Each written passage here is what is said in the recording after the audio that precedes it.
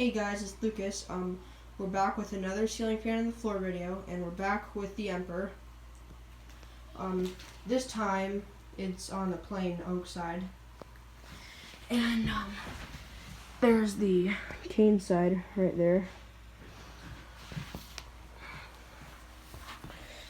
So yeah, it's actually kind of cool on just the plain oak side because most Emperors have the cane side. I'll show you what it looks like upside down.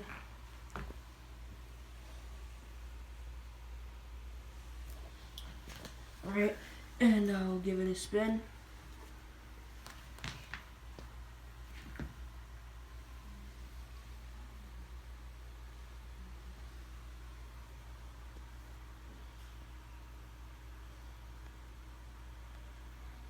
Alright, and that is pretty much it.